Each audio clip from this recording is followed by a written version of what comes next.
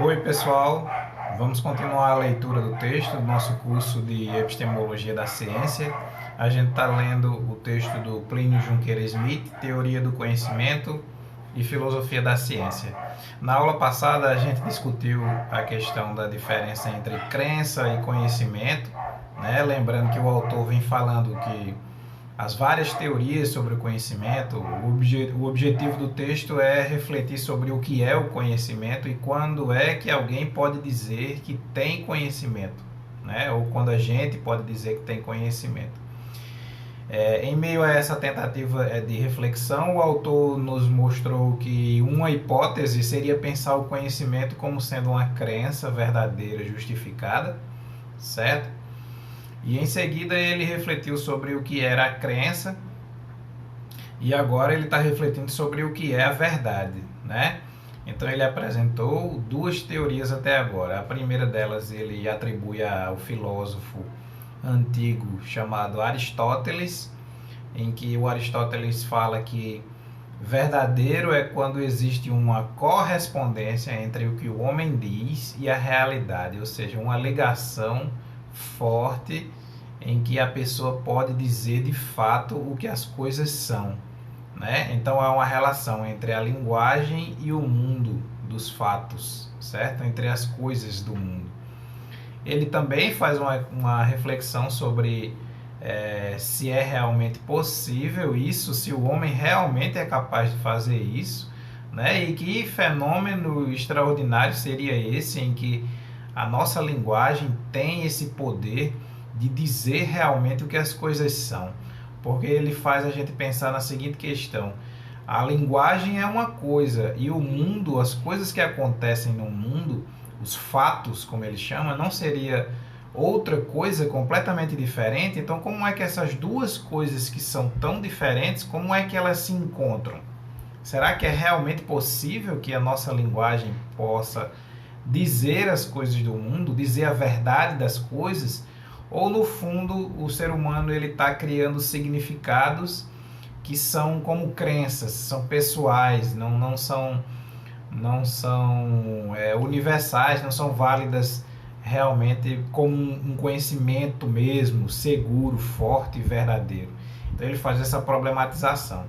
Lembrando que o autor ele está sempre fazendo a gente refletir sobre o que ele está dizendo, de modo que a gente possa decidir. Ele não está dizendo é assim ou é assado, não. Ele está mostrando as possibilidades para a gente refletir sobre o que o que a gente acha que é verdadeiro. Então essa concepção ele atribui a Aristóteles de verdade, verdade como correspondência, certo? Existe uma outra versão que ele apresenta, que é a versão que ele chama de coerentista ou de coerência. Seria verdadeiro tudo aquilo que é coerente, que não entra em contradição consigo mesmo. A gente poderia classificar essa verdade coerentista como sendo uma verdade relativista, né? Porque há um relativismo e haveriam então vários tipos de verdades. Basta que aquilo que a pessoa acredita ser verdadeiro seja coerente, ou seja, que não entre em contradição, que aquilo que seja lógico e que possua sentido. Aquilo não precisa ser acreditado pelos outros, aquilo não precisa ser real mesmo e verdadeiro para os outros. Basta que a pessoa acredite e que aquilo que ela acredita seja coerente, ou seja, faça sentido. Não pode ser desconexo, não pode ser uma coisa que a pessoa acredita, mas que não tem lógica. O que seria essa lógica? Para os outros pode até não ter sentido e não ter lógica, mas o que o autor está se referindo é outra coisa. Não é isso quando a gente não acredita numa coisa, parece que aquilo não faz sentido. Não é isso que o autor está falando. A verdade coerentista, o autor está chamando a atenção, é aquela verdade que ela não se contradiz.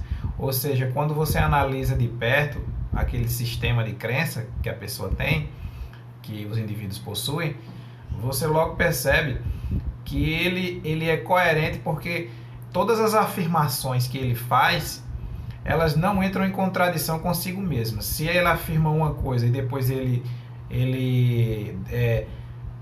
retira aquela afirmação, né, ao mesmo tempo em que afirma de novo, então aquilo é contraditório, certo? Então é incoerente. Então a verdade seria uma questão de coerência e seria relativa nesse sentido, né?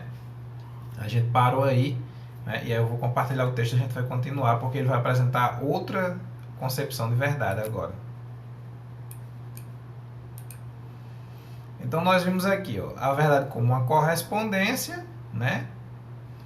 Que é aquele até questiona como é que um fato pode corresponder a uma proposição, ou seja, como é que o mundo tem esse compromisso de ser igualzinho ao que a gente diz? Será que é mesmo assim? É uma provocação que ele faz à primeira concepção de verdade, que ele vai atribuir ao Aristóteles, né? Ao Aristóteles e ao Platão.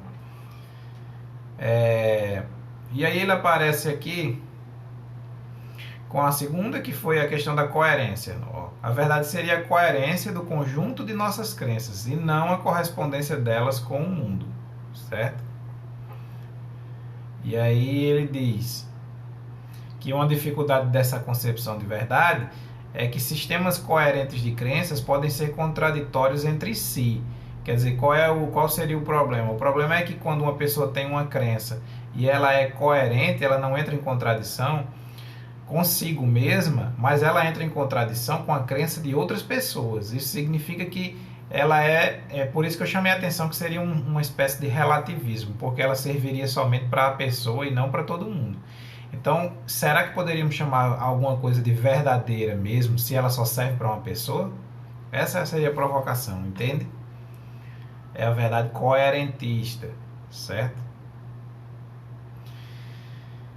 E aí, a gente passa essa parte e a gente chega na terceira concepção de verdade, que o autor chama de pragmática. Uma terceira concepção de verdade é a pragmática. Em linhas gerais, seria verdadeiro aquilo que tende a promover nossa sobrevivência no mundo, tá? E aí ele vai criticar também, mas aí vamos explicar antes de criticar, né? Então, o pragmatismo é uma filosofia muito interessante e complexa, que tem vários filósofos, né? Ele não fala o nome dos filósofos aí, mas enfim, ele resume aí como o que seria verdade. Verdadeiro é aquilo que promove a nossa sobrevivência no mundo. Então, verdadeiro é tudo que for útil, né? Quando ele coloca assim sobrevivência fica um pouco vago, né? Mas pense bem, aquilo que nos serve, aquilo que nos traz vantagens para nós vivermos no mundo e solucionarmos os problemas que aparecem no dia a dia, nos acalmarmos, né, diante dos problemas e que nos fornece ferramentas para resolver os problemas que aparecem. Essa esfera ela é prática, ou seja, ela é uma esfera da utilidade, certo? E ela é pragmática, né? Pragmática vem justamente dessa coisa de prática, uma coisa prática, uma coisa que não é muito teórica, não. Ela serve para fazer as coisas e pronto, tá? Então, aí a gente pensa em vários tipos de verdades aí. E aí também entra um relativismo, por isso que eu usei a palavra verdades, né? Entram vários tipos de verdades. Por quê? Porque é verdadeiro. Como é que eu sei o que é verdadeiro? É verdadeiro aquilo que dá sentido à vida da pessoa. Se aquilo dá sentido, se a pessoa encontra naquilo algum conforto e aquela coisa que ele acredita de fato ajuda ele, dando conforto a resolver problemas que ele achava insolúveis, coisas que ele não sabia resolver. Então entram várias coisas aí, pessoal. Entra a religião, entra a própria ciência, entra a mitologia de certos povos, né, que acreditam em mitos de todo tipo, em narrativas fantásticas, que explicam a origem do mundo e eventos sobrenaturais e coisas desse tipo. Mas você pode pensar em crenças das mais variadas possíveis, como por exemplo, pessoas que acreditam em alienígenas, pessoas que acreditam em seja lá o que for, aqueles documentários que a gente assiste na TV às vezes. Me vem à memória agora aquele que que passava num canal do Discovery, que era da busca do pé grande. Então aquelas pessoas dedicavam anos e anos a fazer aquilo ali, mais tarde eu assisti, eles estavam bem mais velhos e continuavam buscando. Então, o que é a verdade pensada como sendo pragmática? É verdadeiro tudo que é pragmático. É assim, a pessoa ela tem aquela crença e aquilo dá sentido à vida dela, ela pode levantar da cama e viver, resolver seus problemas, porque ela tem aquilo como um apoio, certo? Ela tem aquilo como um apoio. Então, aquilo tem para ela uma utilidade prática para a própria vida dela, certo? Então, se aquilo não tem valor prático, se aquilo não traz vantagem nenhuma para a vida da pessoa, seria falsa, dentro dessa concepção de verdade. Verdadeiro é tudo que traz vantagem, utilidade. E se não é vantajoso, não é verdadeiro. Perceba que isso também a gente pode encaixar como uma forma de relativismo, porque você vai ver que não existe só uma verdade, existem várias. Por quê? Porque as pessoas dão sentido às suas vidas de muitas maneiras diferentes. E as suas crenças, elas vão dizer que são úteis a elas, né? Então essa é a concepção de pragmática. Ele vai criticar novamente, né? Ele sempre faz isso, ele apresenta, depois critica. Essa concepção foi criticada por várias razões, como a de que uma crença falsa pode ser útil. Também se notou que essa concepção não apresenta uma definição de verdade, mas somente ressalta o papel da verdade em nossas vidas. Uma quarta vertente para definir a verdade, aí pronto, aqui é a quarta, certo? Então a gente vai ficar com o vídeo aqui para não ficar muito extenso, tá? E aí na próxima aula a gente retorna com essa concepção de verdade e a gente já está chegando ao final do texto, certo?